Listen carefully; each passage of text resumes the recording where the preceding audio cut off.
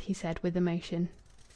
Rachel trembled and shut her eyes. She heard his voice again, closer to her, repeating with even greater emotion, "You're magnificent." Tears were in her eyes. Through them she looked at him, and his form was so graceful, his face so nice, so exquisitely kind and lovable and loving, that her admiration became intense, even to the point of pain.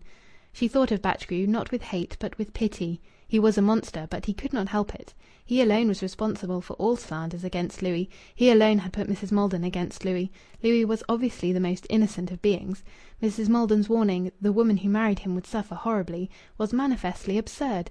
Suffer horribly! What a stinging phrase, like a needle broken in a wound. She felt tired and weak, above all tired of loneliness. His hand was on hers. She trembled anew. She was not Rachel, but some new embodiment of surrender and acquiescence.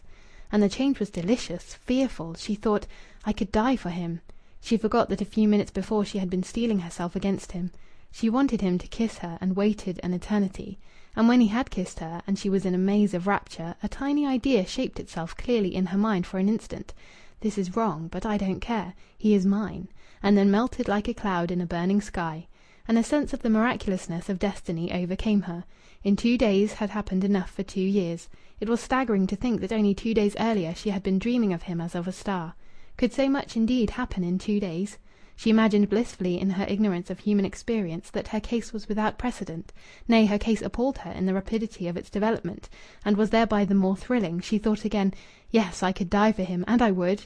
He was still the star, but such was the miracle, she clasped him.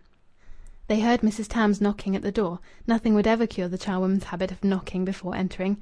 Rachel arose from the sofa as out of a bush of blossoms, and in the artless, honest glance of her virginity and her simplicity her eyes seemed to say to Mrs. Tams, "Behold the phoenix among men. He is to be my husband." Her pride in the strange, wondrous, incredible state of being affianced was tremendous, to the tragic point.